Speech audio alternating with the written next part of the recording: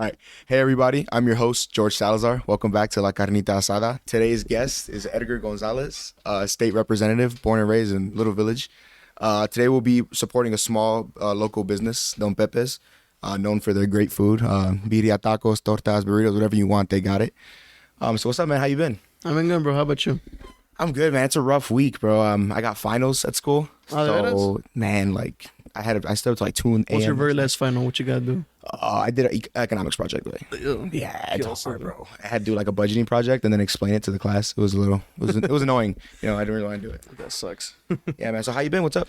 What's new? Good, man. I've been good. I just came back from an event. I was dressed up like Santa Claus. Oh, really? I was giving out toys to kids, so it was super adorable. Everybody was really enjoying it. Yeah, that's good, man. I remember dressing up as Sully for you, bro. I was hot as shit in that costume, You were bro. Sully, who was Mike? Who was Mike? I started producer, man. Boom, there you go. I was hot in there, bro. I know why you think myself and my chief of staff, we were both Sully and Mike. It was like the day before, and we were, nos estábamos quemando ya. But everything's good. But I appreciate you guys for your help. Thank you so much. Oh, yeah, for sure, bro. No problem. Anything for the kids, All right, so I just want to get into it. Like, what was Little Village like growing up, like as a young boy? Tell me about yourself. Young Edgar growing up in the neighborhood.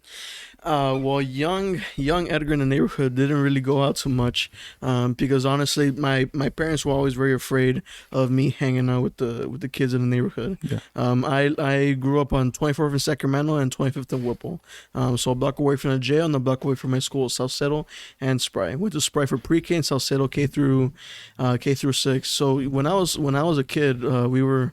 My parents, especially my mom, she had a tight grip, because she wanted to make sure that we were all safe, myself and my sister.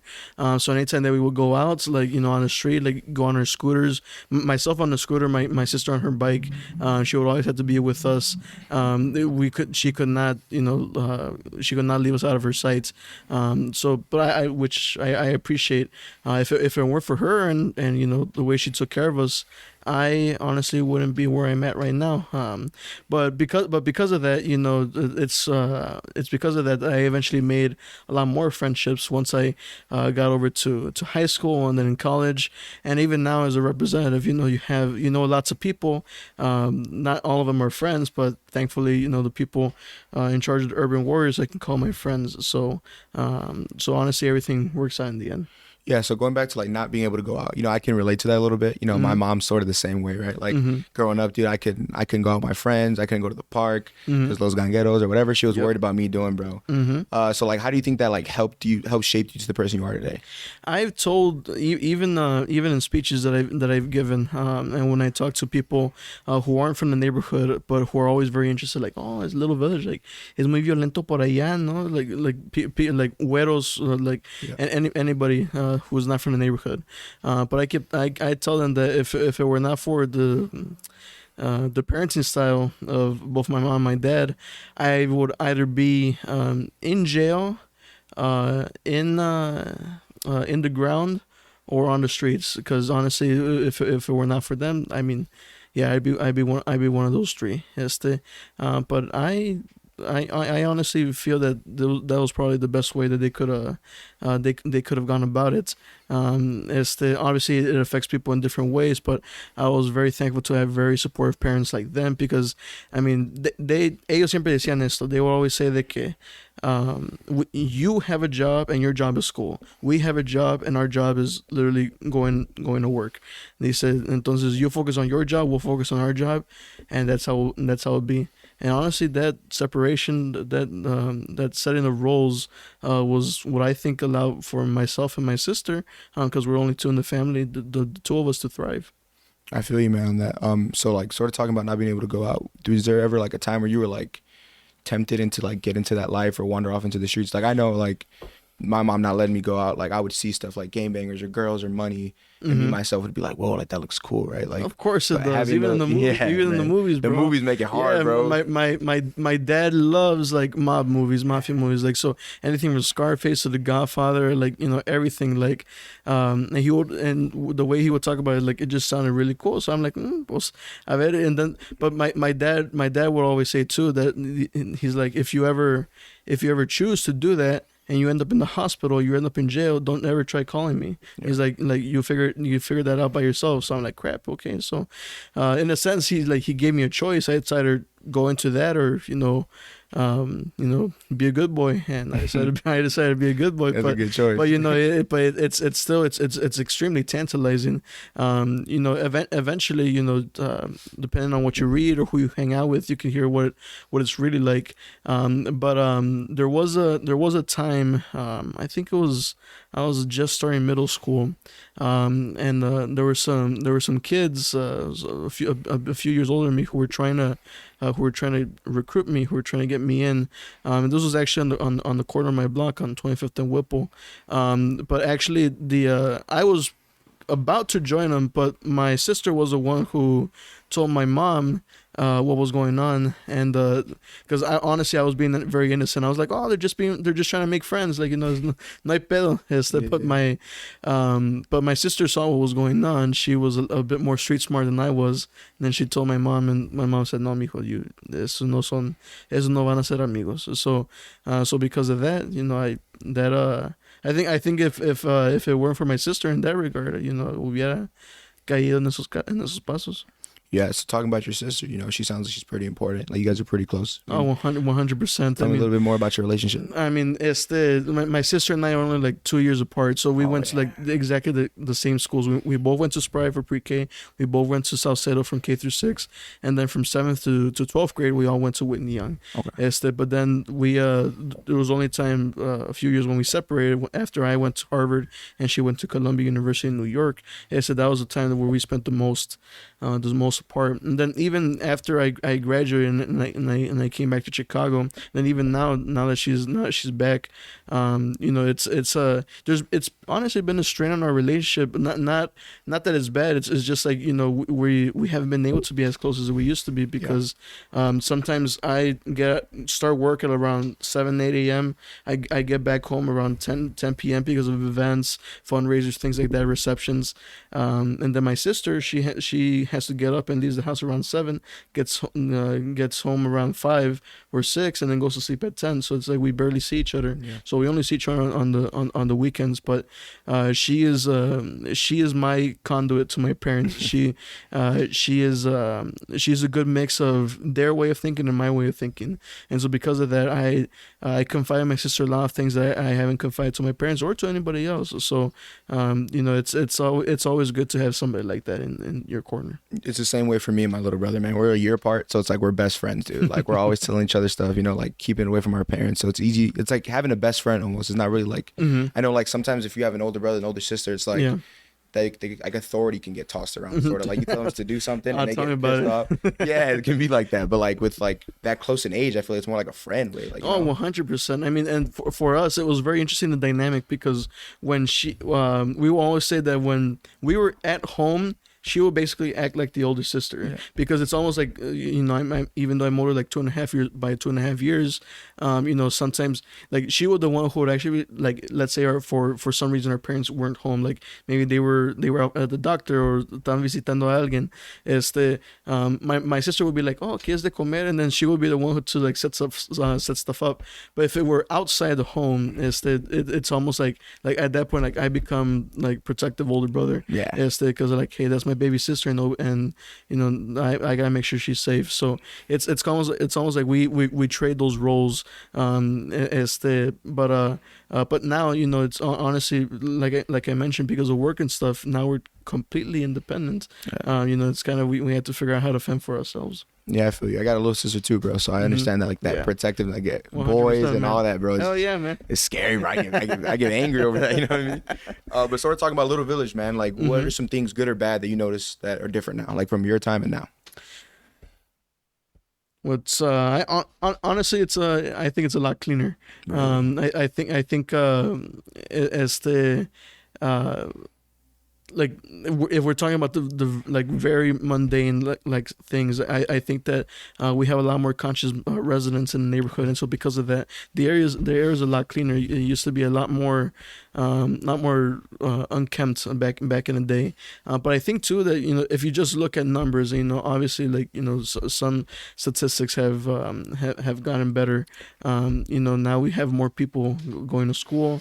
We got more young people, getting into jobs, apprenticeships, things like that. So, that's me speaking from a representative point of view, honestly. But I think that, it's, but something that I think has changed is that, I was growing up in Little Village. I mean, I don't remember the 90s because, I was like 4 when it was 2000, 3 or 4 years old.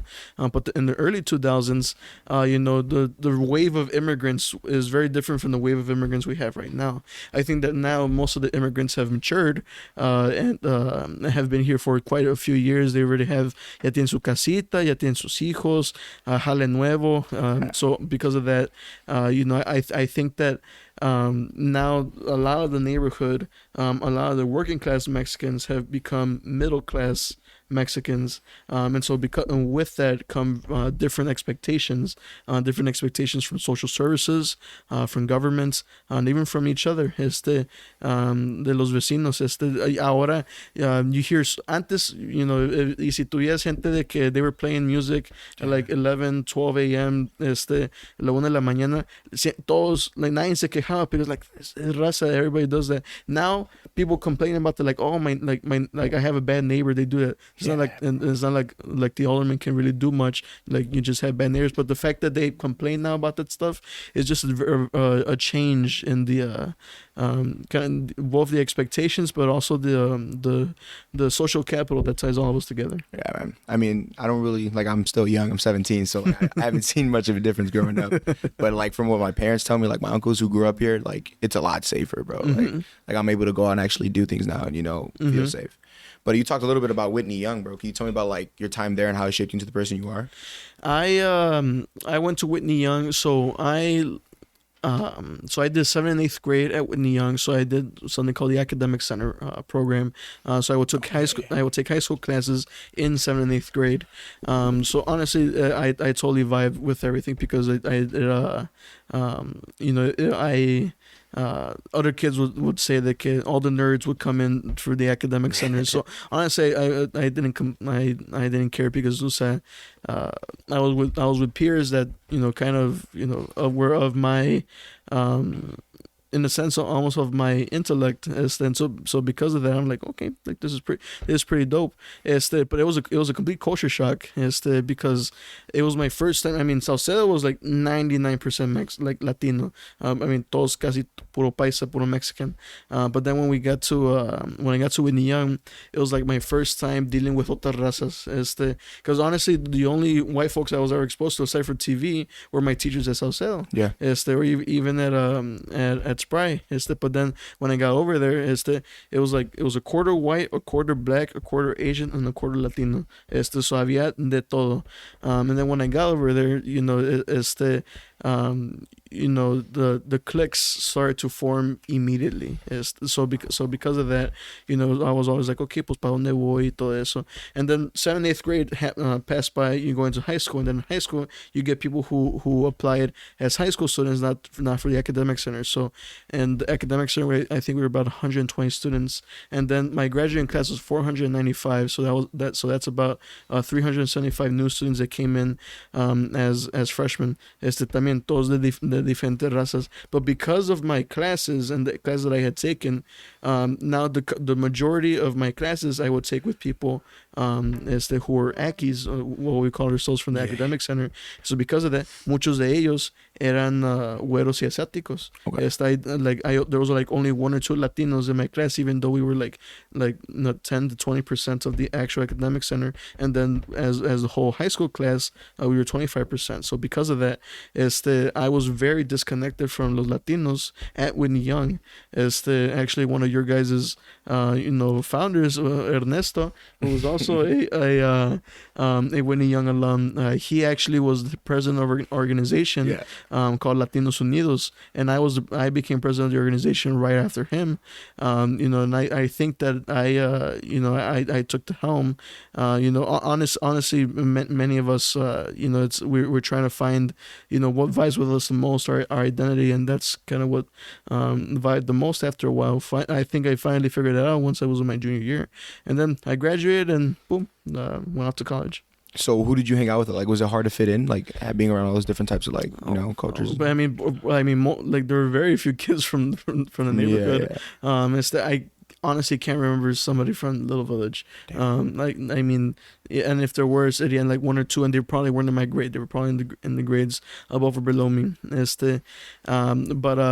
think that eventually, after after I became president of Latinos Unidos, I thought it was a lot easier to fit in because I finally found mi grupito, mi grupito de Latinos. Because before that, I was a part of the school's math team, and so because of them, there was only like two or three Latinos on a math team. Everybody else was white and Asian, and there was also only one African American. So because of that, esos eran todos mis amigos, and they're also the ones who were in my clubs. But again, we were all the nerds. So even cuando nos salíamos de ese grupito, todavía we were cast. We were cast differently because also aside from the fact that we were nerds, / we were Ackies, so there was just many ways that we were differentiated. But honestly, it was like I vibe with them because in the end we were all in the same classes. It all made sense. We were in a sense friends by chance, but I still talk to some of them, so everything's worked out. That's dope, bro. Yeah, I wanted to go to Whitney Young actually when I was younger, bro. I took like an open house tour, bro, but I wasn't smart enough. ¿Qué pasó? Yeah, bro. Once like letters got introduced to math, yeah, I was done, bro. I was like, it ain't happening, bro. I was like, I need to get good at sports or something. That's good. Oh yeah, but we actually beat them in the playoffs, so boom. Just want to put that out there. Okay. So you said you went to college, right? I know you went to Harvard. I remember I was a little kid, bro, maybe like 10, 11, bro, and I was on Facebook. I had a little Facebook account. I was scrolling through, and like somebody had posted, like somebody from the neighborhood went to Harvard. I had no idea it was you. That's dope, bro. That's badass. So tell me about your time there, bro. It had to be sort of like the same thing, like Whitney, right? Like going in there, not seeing many Latinos, I'm sure. I mean, over there it was much less. The graduating class was 1,667, so it was about 3 times more. But the percentage of Latinos was a lot lower. It was 10%. Yeah. It was 10% Latino, 11% Black. It was like 51% white, and the rest was Asian and internationals. So honestly, there wasn't too many of us. But over there it was a different culture shock. Whereas at Whitney, the culture shock was like, mixing with people from different backgrounds, different neighborhoods and stuff. And by different neighborhoods, especially in Chicago, I mean, if you're in a certain neighborhood, usualmente es una raza específica. But if you at Harvard, the culture shock was how much money people had, porque allá iban los niños de papi que tenían muchísimo dinero. So their families have been going to Harvard for many, many generations. Some of those people have buildings named after their families. So and then there's me, kid from Little Village, going to Harvard, so I'm like crap. So imposter syndrome is impossible to avoid, especially in a place like that. Pero en fin, I mean, yo fui allá para estudiar, and that's what I focused on, and so that's what I did. I still try to get involved with the community over there, the Latino community, but I always felt that because we were Harvard, we were extremely privileged. Like, we are in the most prestigious university in the world. I graduated debt free because I was on full financial aid. So, in fin, I'm not suffering. I'm like, so what could we possibly do? And I would get so pissed off when people from the university, especially from the Latino community, like would start complaining about stuff like conditions in the university. Some made sense, but others were like we're privileged to be here. Why are you complaining? Like, there are people in the neighborhoods outside of Cambridge, where the university is, that are not doing so hot, and you're complaining about like los there was unos güeyes que se estaban quejando del rollo que usaban en el baño. Like, why do you, like, who cares? Like, like, at least we got a space. Like, why are you worrying about this? So because of that, I sprung into action, and I really wanted to mentor kids in Chicago, but because I was 9 months out of 12 in over there in Cambridge, I decided to do mentoring over there while I was in school. So I started a tutoring and mentoring program for Opportunity Youth in the Boston area, basically Boston's version of Little Village. Okay. I got involved with the community over there. También pues hay mucha gente en pandilla, muchos huerquillos. I remember talking to the organization that we partnered up with. I sent an email to two organizations. I think one was like Nuestra Presencia or something like that, and the other one was called Sociedad Latina. And Sociedad Latina was the one that actually responded because they told him, hey, I have a group of Harvard, of young Latino Harvard men. It's because I was part of an organization called the Latino Men's Collective. I told them I got this group of young Latino guys, and young Latinas because of our sister organization Latinas Unidas, and like who are interested in mentoring youth.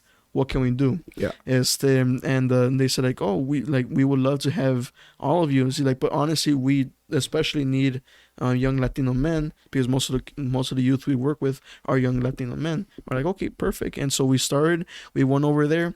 We started tutoring them. I tutored people in math and history. One of my boys would tutor them in science. Another one was tutoring them in English.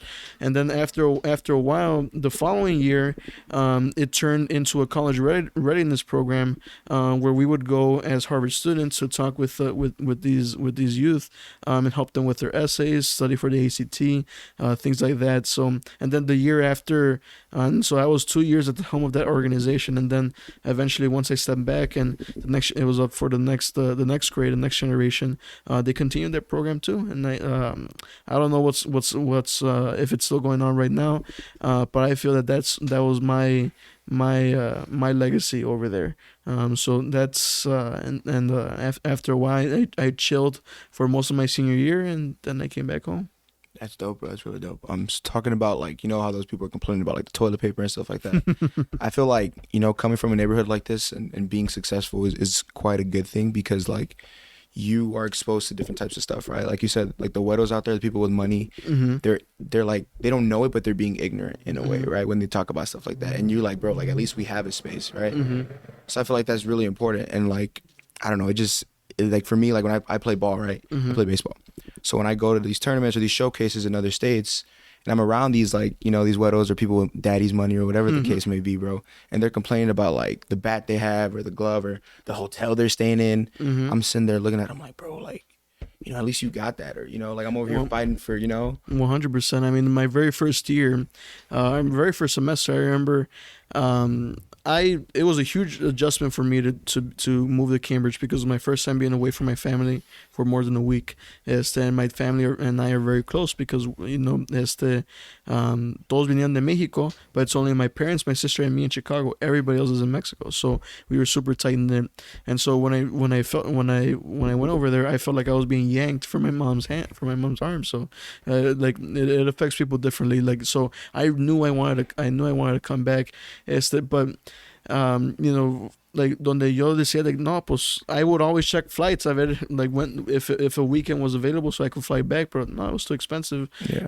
But then you got some of these guys with kids' money, they were with daddy's money, and they would fly back every single weekend, back to Georgia or back to California. Like, bro, ¿cómo tienes tiempo para eso?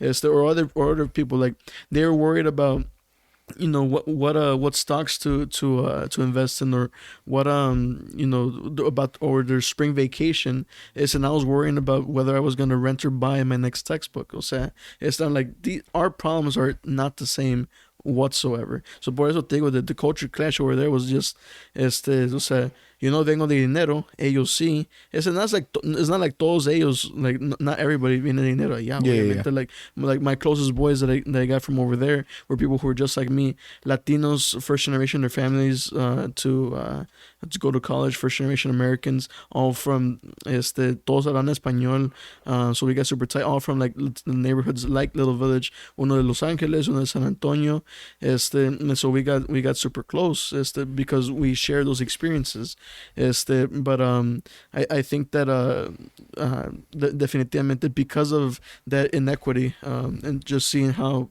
different our problems were, I think was a big reason why I eventually, once I came back from school and did some work over here, I eventually ran for state representative. Yeah. I mean, I feel like that makes us stronger, if anything, bro, because we know about all these issues, and we're not really caught up on the little stuff like that. Mm-hmm. So I want to talk a little bit about like acceptance, right? Mm-hmm.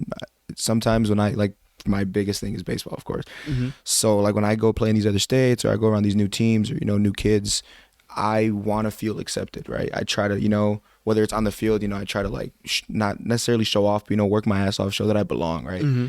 Did you feel like you were accepted into Harvard? And I know you said you had people from neighborhoods like Little Village, mm-hmm. from like Los Angeles or something, but like with like the people who had money, or los güeritos, or whatever the case may be, did you feel accepted, or did you feel welcome? Yes and no, because I mean, honestly, there was very different. There was a group of güeros, not group of güeros, a group of ricos, who would just not like. They would just not hang out with you like at all. It's just their own clique. Over there, sororities and fraternities are banned at Harvard, but instead what replaced them are places called final clubs. If you guys watch The Social Network, it's about Mark Zuckerberg, how he started Facebook. Yeah. It actually talks about how, like, in a sense, he started Facebook, or he stole the idea of Facebook because he wasn't accepted into final clubs. I was but the final club is basically like a fraternity or sorority for rich kids. So sometimes people, the moment they got to Harvard, they wanted to get punched. The idea was that that's how they get hazed or get into the process to go into the final club. And then people would say like, oh, since you went to Harvard, did you try to get punched? Like, did you try to get in? I'm like, nah, eso no es para mí. I'm like, I don't got no money.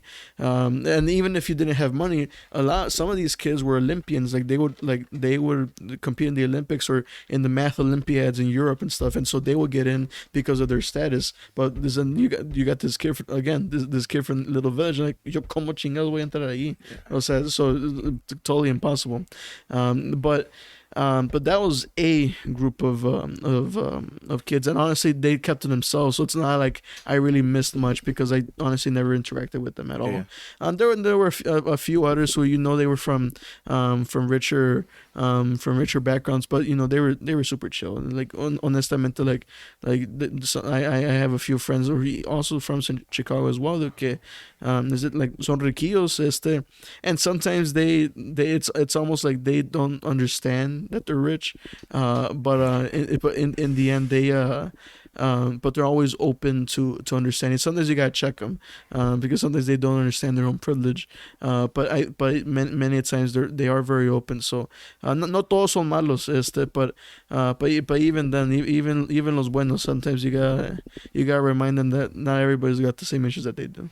All right, one more thing I gotta know, man, about your college life. So I'm going to college soon. Mm-hmm. Hopefully playing ball somewhere. Oh yeah. I got a couple offers, trying to figure it out. But like, I'm looking excited to like, getting like educated in a way, learning about something that I really want to learn about. Because Mm-hmm. high school and middle school, you learn about all the like math, whatever, and you're not really interested in all. I'm excited about like learning about what I truly want to do. Yeah. I'm excited about playing ball, but there's also like a social aspect, right? Like I wanna party a little bit. I want to talk to girls, meet girls. Mm-hmm. So did that like, coming from Little Village, not having money, like affect like those experiences for you? Like, were you able to party? Were you able to go out with girls, or like mess with yourself? Yeah, we were fine, man. I mean, honestly, we would have the Latinos would have their own parties. And actually, I would be I was a designated bouncer for many of them. At the time too, I did not drink as much. Like I basically didn't drink at all. Yeah. So because of that, the university required somebody, at least one person within each party, to be within each party at a dorm or any location motivation to be sober. And then that person had to check in with the floor person, like the floor tutor or whatever. Okay. Is what they were called. Many times I was a designated person. Yo andaba cuidando a mis amigos porque ellos sí se ponían bien pedos. But honestly, you know, we had our parties, but many people will tell you that the MIT and the other universities had better parties than we did, because they actually had fraternities and sororities, and so they were able to do stuff off campus without much interference from the university. So but I did go to a few. I did have fun. But I think that for the most part it was me taking care of my boys, and I mean, de todos amigos, amigas, lo que sea. But it was fun. But I had fun other ways. That's cool, bro. So I want to talk about like motivation, right? Mm-hmm. So for me, a big motivation is like my family, right? Like, you know, I see mom and, you know, my stepdad struggling, and, you know, me and my brother and sister have to grow up a little bit differently, you know, just struggles within my own family, right? That's what keeps me going. So like, you know, the dream is with baseball, you know, go to the league, you know, make millions. But of course, like, even saying it out loud, I realize it's a long shot. You know, I realize it's something really hard to do. But I feel like the reason I don't ever truly doubt myself or be like, oh, it's impossible, is because of them. They're what keep me going. So whether I'm like in the weight room and I'm having like a shitty day and I don't want to lift, I'm like, you know, you got people at home counting on you, right? What are some ways you stay motivated? The way you mentioned right now that there are people counting on you, I think is extremely important. But people can only count on you if you count on yourself and you work on yourself. You know, every guy gotta have their own purpose. Yeah. You know, and sometimes people know that stuff off the bat, and they keep working on it. Some people know that they're gonna go into sports, or somebody said like, I want to make money. Somebody says I want power. Somebody says I want fame. Whatever it is, at least some people already have their purpose very much delineated. Honestly, that wasn't really much the case for me. But I think because I wasn't too sure. Doesn't necessarily mean you're not motivated, but it does mean that you're that you need some time for self-discovery. And so I think that in the end, what you know, your best motivator is yourself. Because you're the only one who can apply your own discipline. And sure, you know, especially for my parents, you know, they were the ones who kept disciplining me for my whole life. Pero no siempre van a estar ahí. There's a poet, Octavio Paz from Mexico. He would say that the moment that the doctor cuts the umbilical cord, you are officially alone. He said humans are the only animals that understand that they are alone in this world. So because of that, you know, we try to make the most of it, and it is only human for us to try to figure out what is the meaning of life. What are we trying to do? What is our purpose? How do we keep ourselves motivated? How do we keep ourselves disciplined? Y todo eso. It's almost like as humans we try to give ourselves our own problems. But because of that, we give ourselves our own problems to figure out our own solutions, because in the end we want to have full autonomy and full independence and full control of the things that we do. So in the end, I think that what motivates me, I would say first myself, because that would be the best motivator I can have, because everything is up here. But aside from that, the next biggest motivators are my parents. Like I said, they were big motivators desde que estaba muy morrillo. But I think that, you know, they came to this country knowing no English whatsoever. They said they know yes, no, and water. That was it. So, and es la clásica for a lot of immigrant families. You know, but they came from a not too bad city in Mexico. They came from Monterrey. Monterrey is considered one of the most industrializing and capitalist cities in all of Mexico. So it's not like they were like, you know, totally bad. But honestly, what they wanted to do is that they wanted you know, quería comprar su casita and everything, and they came over here and decided to stay over here because they decided that they wanted a better future for their kids than they had for themselves. And so their vision and their version of the American dream is very different from many of ours. But I think that it's their belief in that American dream, even if they don't give it the label American dream, but it's still the same thing. That vision, that motivation by the American dream is to getting your own house, having a couple of kids, having your own car. It's the American dream is that your kids have a better future than you. And to keep it rolling and build that generational wealth. I think that because of that is now my motivation as well. I do not want to be. I think that for my parents, I was their American dream, as was my sister, and that's great. But now I want my kids to have a better future than me, hacer más dinero que yo, representar más gente, do anything. I think that in the end, the best motivator is their motivation as well, which is their pursuit of their version of the American dream. I feel you on that, bro. So like dreams, right? I want to get into that. Mm-hmm. So you clearly had dreams when you were a kid or whatever, and it looks like you accomplished them, right? So it's sort of the same way for me, like, going to the league and all that, and being successful. I find that when we like create these big dreams, when we dream big, you put like pressure on yourself, or you feel pressure. Like sometimes in moments in games or after a game, I put pressure on myself. Like, I played like shit. Like, how am I gonna go to the next level playing like this, right? Was there ever a time where like you, in your life, where you noticed that you were putting a lot of pressure on yourself, and how did it affect you and what you were doing? Oh, 100%. I mean, honestly, it was. I mean, I can only imagine you going to Harvard way, and like it's a lot. The school was one thing, but honestly, Whitney Young prepared me for Harvard in the sense that at Whitney, a veces tenías unos días donde it was like 5 tests on a day, and the next day you had absolutely nothing to do. So the change in workload was something that prepared me for Harvard. Porque as de cuenta si estaba over there, especially in the humanities. I mean, I studied government, so honestly, I had an 8 to 10 page essay due like every 3 or 4 weeks, and I will crank it out in a day, in a few hours. Because that was my forte. That's what I was able to do. So honestly, that like school eventually became more of a like I can do it. No fue tan difícil para mí. My biggest hurdle has been my work as a state representative. When I started as a state representative, I had 23 years old and 16 days. So I'm the youngest Democrat and youngest Latino in state history. Because of that, there are many people with their doubts, and there are many people who do not take you seriously. At the same time that I started January 10th, 2020, 2 months later, we got hit by COVID. Everything got shut down.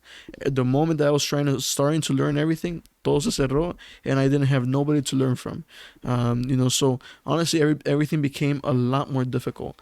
I was still able to connect with friends. I try to read more, but there's only so much that you can do with paper. You gotta live it. But I wasn't able to do that. So even as starting as a state representative was sad within the first few months, and then like during the pandemic, I'm like, crap, what do I do? Am I really capable of doing this job? Like, I'm only 23. At first, being 23 was a motivation, because I was like, hey, you're super young, you're the next generation leadership and stuff like that. Like, hey, that's great. But now that you're in it, sometimes the support that might be promised to you isn't really there. You're like, crap. You realize that again, you're on your own. Yeah. But you had to remember why you did it in the first place. En la escuela, en el trabajo, lo que sea, even in relationships or whatever, like you gotta remember what was the spark, what started everything. I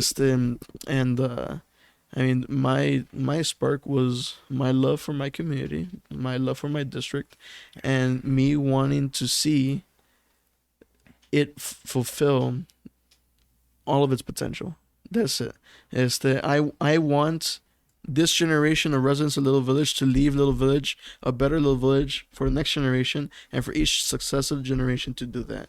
And that be in Little Village, in Cicero, in Bryant Park, and all the other parts of the district. That's why I did it. Do I think I'm doing that? Yes, and there's still a lot of work to do. But I'm a part of that generation that's helping out, and honestly, the Urban Warriors, in their own way as well, is doing that as well. And if we make sure that we keep to that mission, everything becomes a lot easier. Yeah, I feel you on that, man. So started talking about all the pressure, all the hardships. Mm-hmm. How did it finally feel to be like, like fuck, like I did it. Like when you graduated, walk across stage, tu mamá, tu papá, todos están ahí. Like, how did it feel? I almost start crying the moment that I remember when my we were all lining up so that we could start getting our diplomas.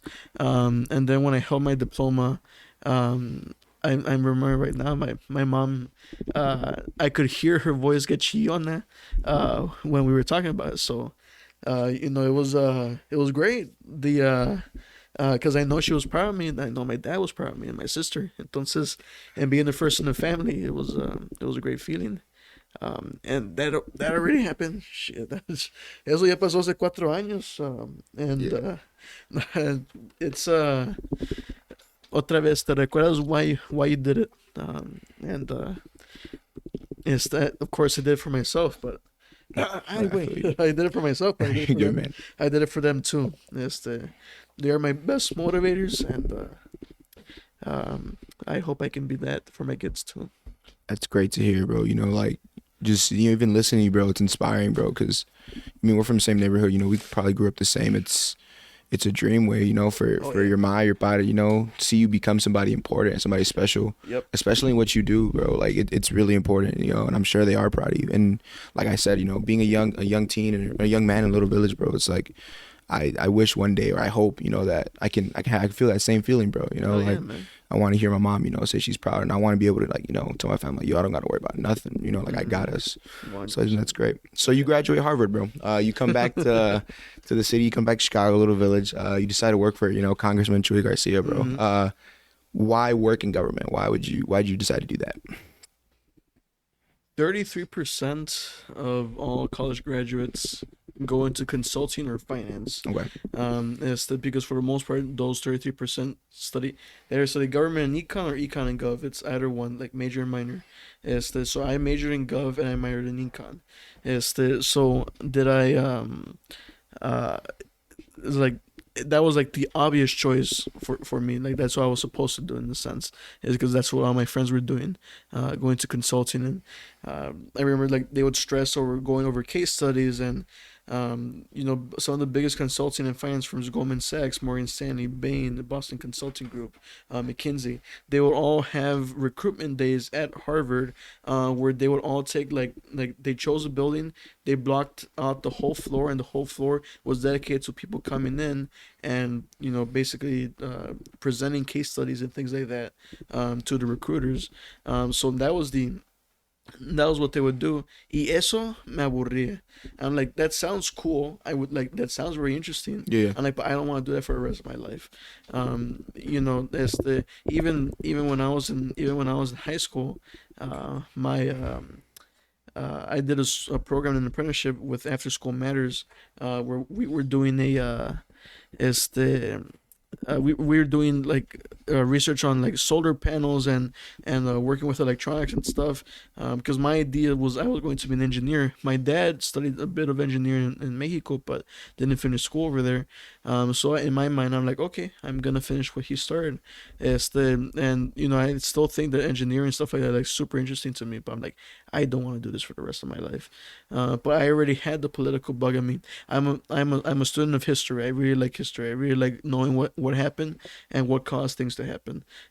But my biggest interest in politics or political science, somebody at Harvard had said that politics is the study of the concentration and distribution of power, and deciding who it belongs to and who it goes to. And my mind, I've always asked myself, okay, who chooses what power is given to who? Is the Not like, you sure you can give some power, but who's the one who chooses in the first place? And so because of that, that was my interest in government.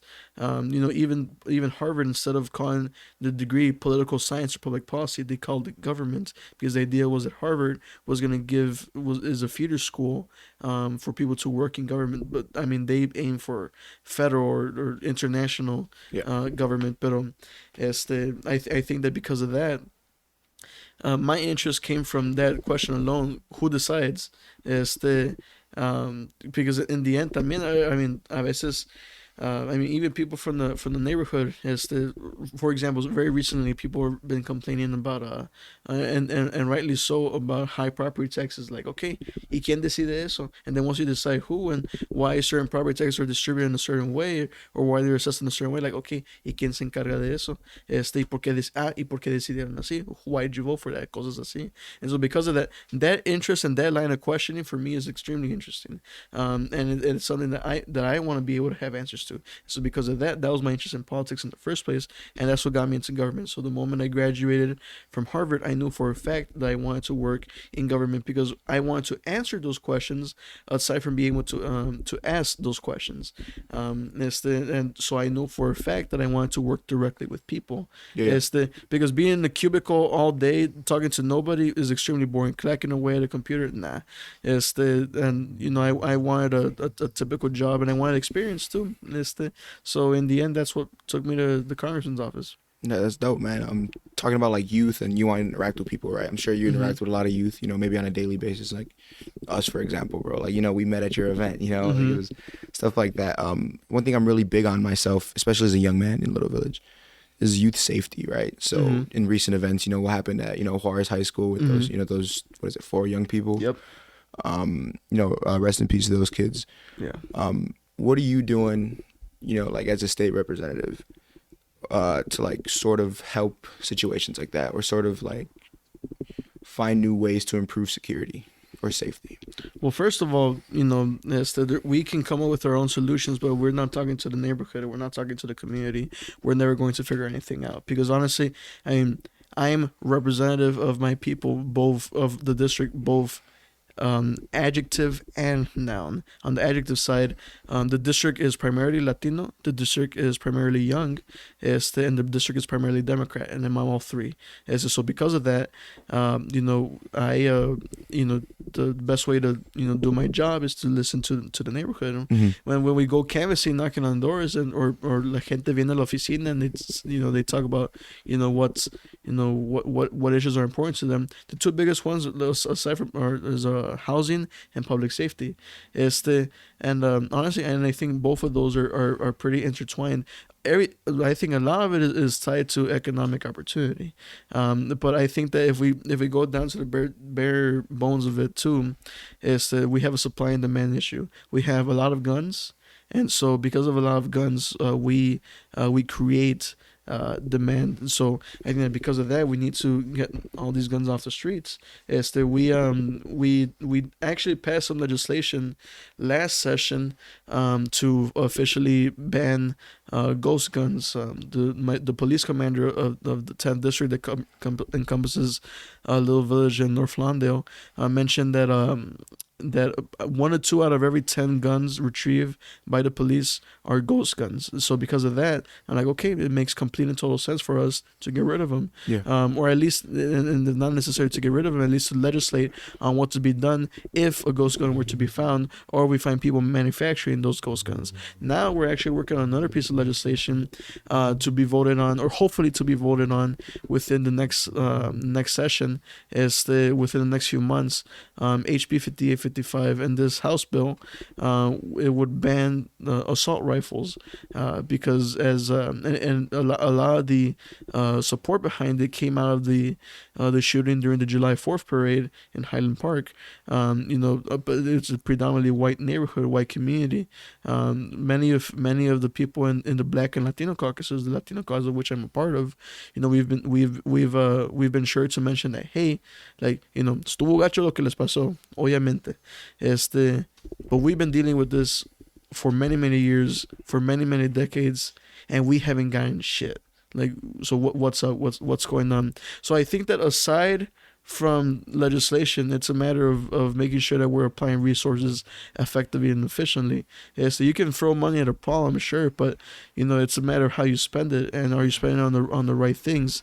And so I think that we need to do more to invest in violence prevention programs, and just programs in general that at the same time like occupy youth and empower youth, but also employ youth.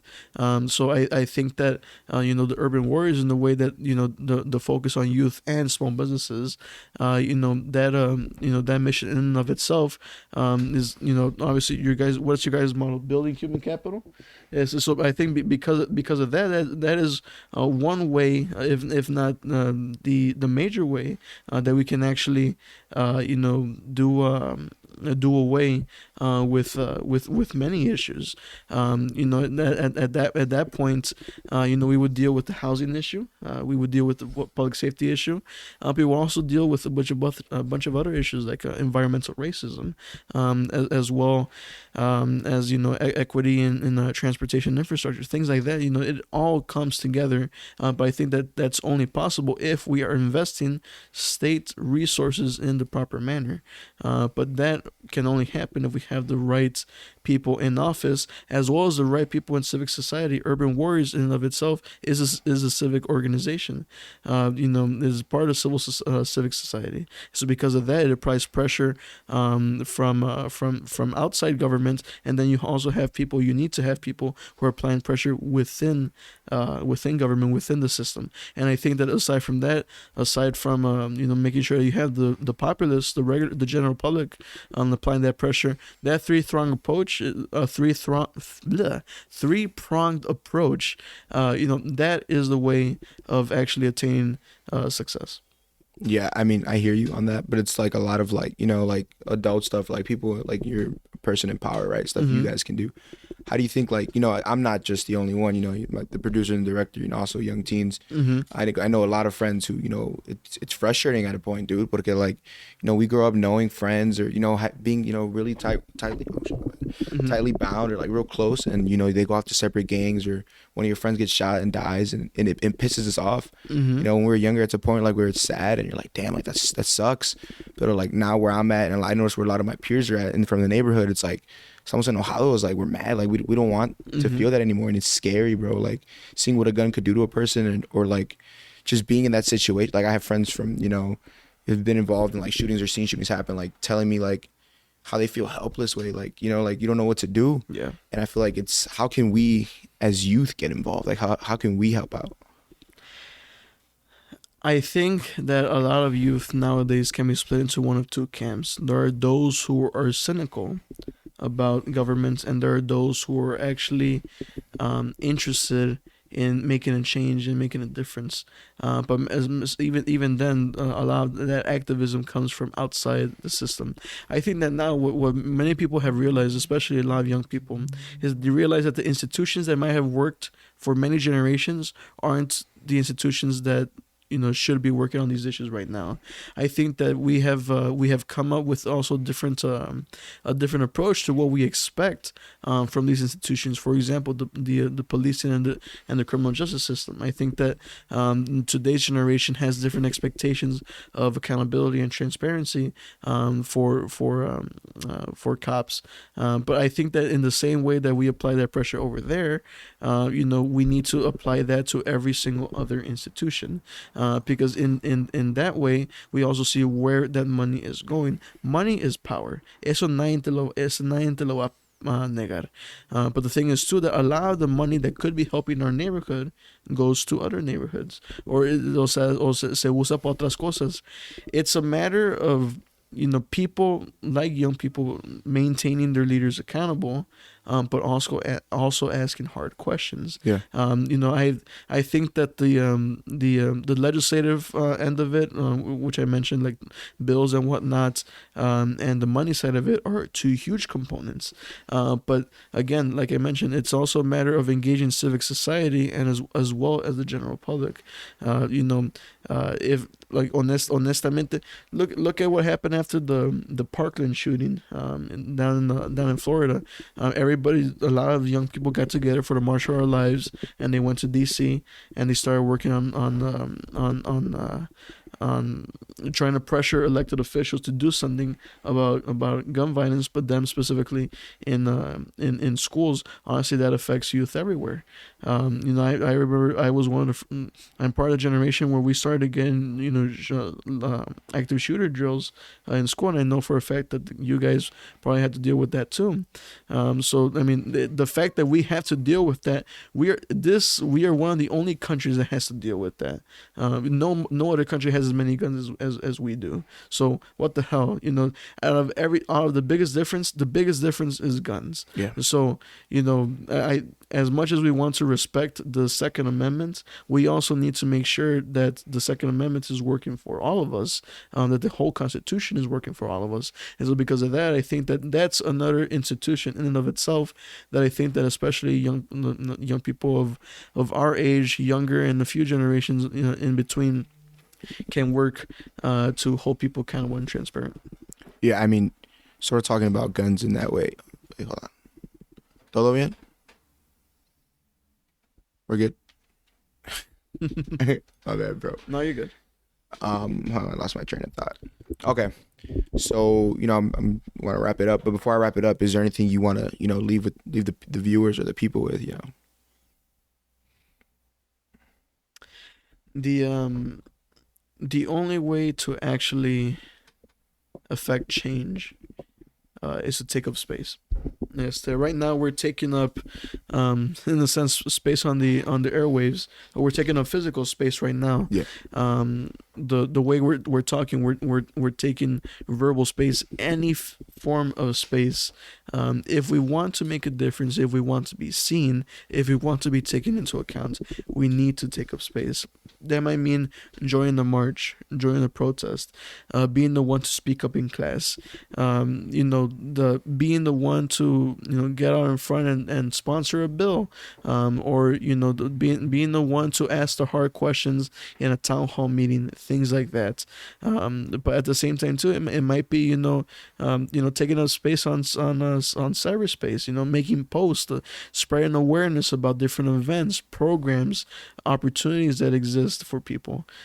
If we do not take space, nobody's gonna take us into account. If you don't take up space, somebody's gonna take up that space for you, and it might as well be you. Yeah. So that's what I would want to leave people with. All right. So, I mean, we're being from the hood, right? Hearing about shootings like this and stuff. There's always two sides that I, within myself that I conflict with, right? That everybody, all of us here, from the hood, we all got that hood in us, right? See, we get mad or algo pasa, some shit's going down. Yeah, it can come out, right? So it's sort of like that hood mentality in a way. Is like when someone gets shot or when something happens, it's like, oh, but he was a game banger, so like that's what he was out there asking for. And there's another side of me where like I'm grateful for Ray and Ernesto, for the co-founders of Urban Warriors, for sort of like giving me that mentality, like, okay, but how did they get there? How did they get to that point in their life that they had to go look for that, for a gang or for drugs or whatever the case may be? So I feel like, like us having this conversation has helped me like, progress my thinking. And one thing I like to do on the show is like end the show with something that I took away. And I just like to tell you I'm grateful for the conversation we had today, bro. Like truly, like it's inspiring, bro. Like seeing you come from nothing, we both come from nothing, bro. And it's like for real, man, like you're pushing me to be better way. And it's like, it's like almost emotional, but like, it's great, bro, because watching you come from nothing, go to a great high school, go to, one of the best schools ever, bro, Harvard, I don't know much, but I'm sure what I see on TV way is the shit. So like, and you come back and you're sort of continuing the circle. And I've talked about that with other people, like growing up, I coach a young team a little bit. Growing up, you sort of see how it comes back in circles. You see yourself in kids, or you see other people in kids, like, oh shit, I remember that. Like, and you're coming back in a circle and you're bringing it back around to, to the community, which is great. So, I just like to say, thank you, bro, for having this conversation with me today. So that's it. Thank you guys for listening, tuning in. It's been real. Edgar Gonzalez, I almost said Ernesto. Edgar Gonzalez. Thank you from the Urban Warriors, from George Salazar. It's been real. See you guys. Thank you.